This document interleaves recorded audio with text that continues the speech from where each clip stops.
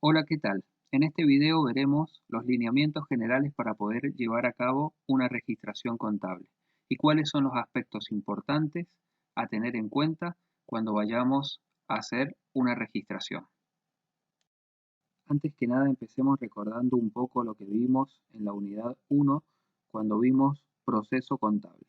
Nosotros vimos el sistema de información contable como un proceso que tenía una entrada, que eran los comprobantes, un procesamiento y una salida. La salida era obtener información útil que sirviera para la toma de decisiones tanto a usuarios internos, que eran los administradores, como a usuarios externos. Dentro de la etapa del procesamiento vimos otras etapas como el cálculo, la clasificación, el almacenamiento y la registración. Hoy nos vamos a centrar en cuáles son los aspectos importantes a la hora de llevar a cabo la registración. La mayoría de estas etapas la hemos visto en unidades anteriores. Lo primero que tenemos que hacer es individualizar el comprobante e indicar qué tipo de operación es la que vamos a registrar. Se trata de una compra, se trata de una venta, de un pago, de un cobro, de un depósito, etc. Eso nos lo va a decir el comprobante que tenemos. El segundo paso es identificar cuáles son los elementos que vamos a utilizar. Y por elemento nos referimos a ¿es activo? ¿Es pasivo? ¿Son resultados? La tercera etapa es identificar cuáles son las cuentas que vamos a utilizar. De esas cuentas vamos a ver si se debitan o se acreditan. Después vamos a registrarlos en el libro diario. Vamos a hacer algunas comprobaciones para dar por sentado que esa registración en el libro diario está bien. Y finalmente lo vamos a trasladar al libro mayor.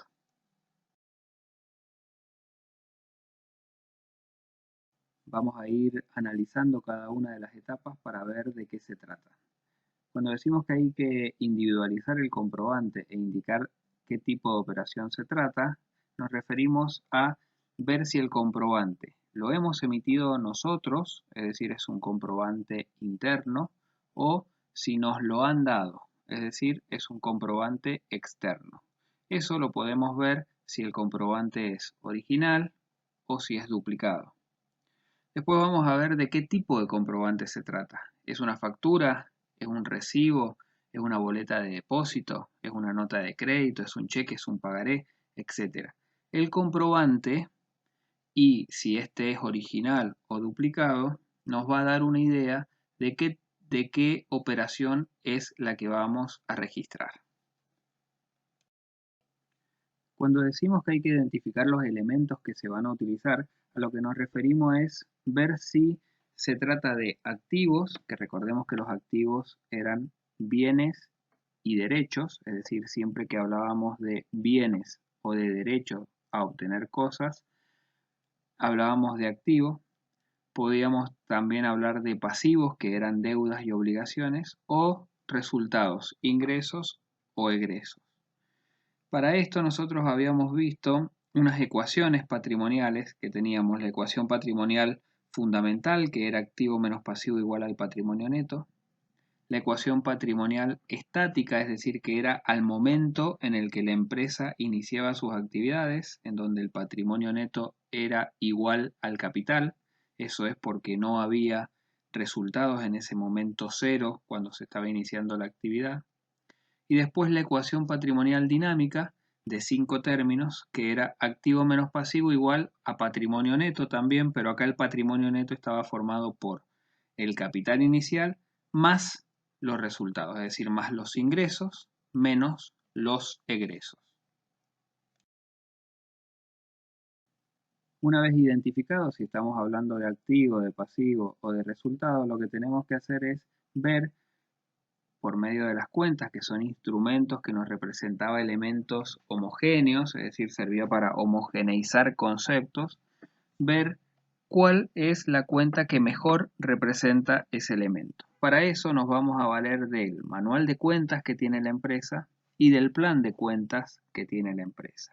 Recordemos que tanto el manual de cuentas como el plan de cuentas eran únicos, es decir, que va cambiando de empresa a empresa. Entonces, en este paso lo que tenemos que hacer es ver dentro del activo cuál es la cuenta que me representa mejor. Puede ser caja, que era dinero en efectivo, banco X, que representa dinero depositado en una cuenta corriente bancaria, puede ser un crédito documentado como documentos a cobrar. Y lo mismo pasa con el pasivo, ver cuál es la cuenta que mejor me representa lo que voy a registrar. Pueden ser proveedores, que eran deudas que yo tengo con mi proveedor por compra de mercaderías, etcétera. Bueno, ya tenemos si se trata de activo, de pasivo, de resultados. Y también sabemos qué tipo de cuenta es la que vamos a utilizar. Ahora lo que tenemos que hacer es si esa cuenta se va a debitar o se va a acreditar. Para eso partimos de la ecuación patrimonial de 5 términos, pero donde los 5 términos están sumando, algo que vimos en uno de los videos anteriores. Esa ecuación nos decía que las cuentas de activo, es decir, que me representan bienes y derechos, y las cuentas de resultado negativo, es decir, las cuentas de egresos, de pérdida, de gastos, son cuentas que cuando se tratan de aumentos los voy a registrar en el debe y cuando se trata de disminuciones las voy a registrar en el haber.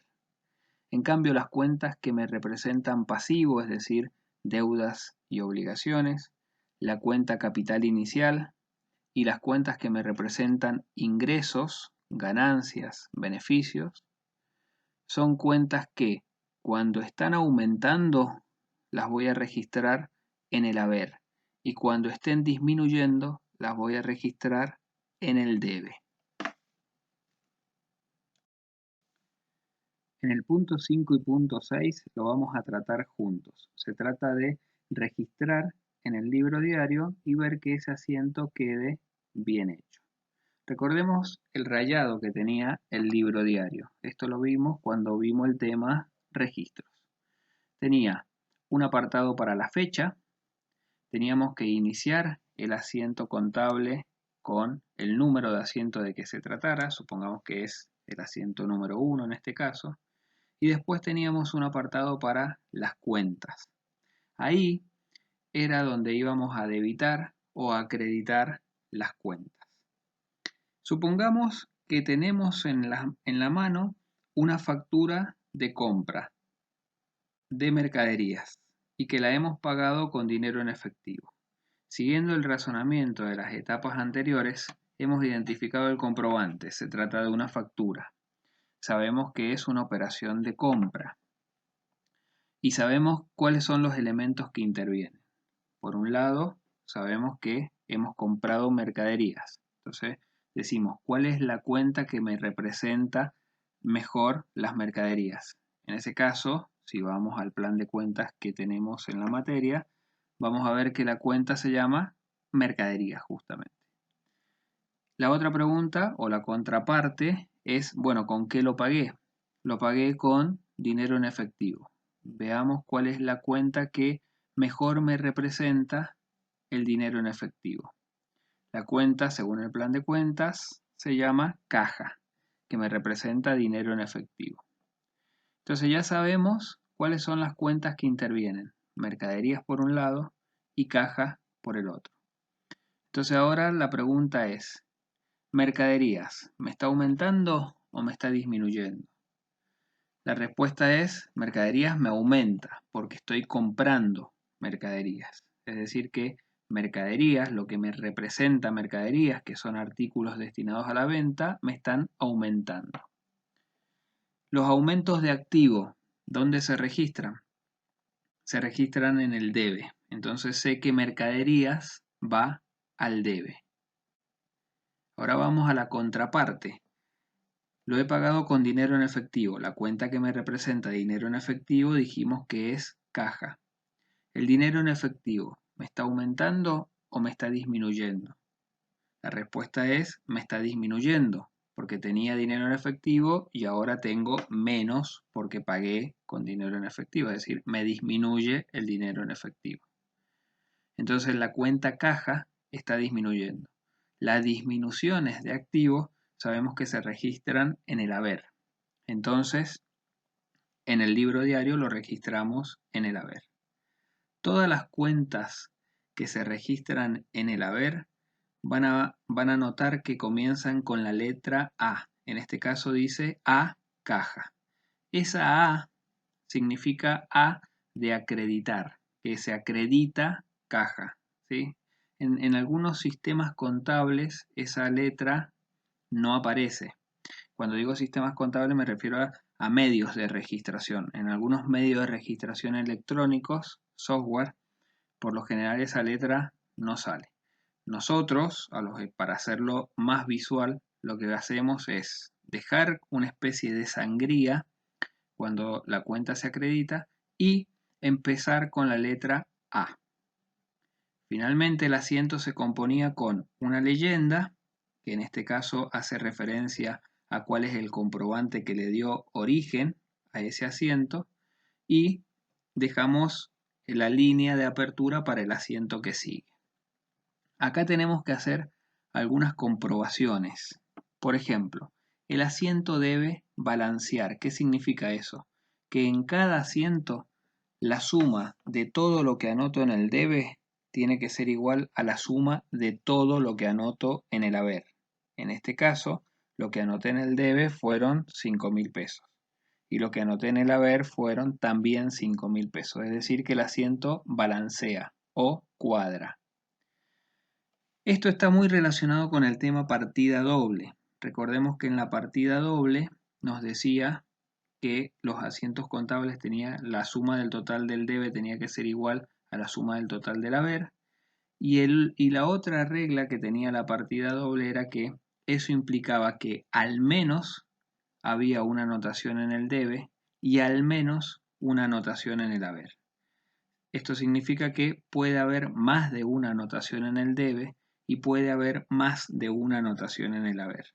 Lo importante es que al final del asiento todo lo que yo anoté en el debe sea igual a todo lo que anote en el haber.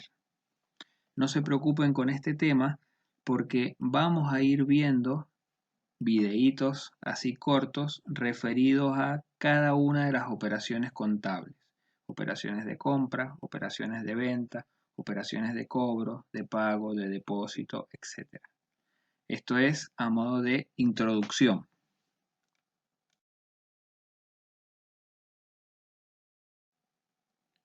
Una vez registrado en el libro diario, lo que tenemos que hacer es trasladar esos importes al libro mayor. ¿Qué era el libro mayor? El libro mayor era un libro que no era obligatorio, pero por la información que nos daba ese libro era muy útil y por eso las empresas los adoptaban. Y era un libro que lo representábamos con forma de T.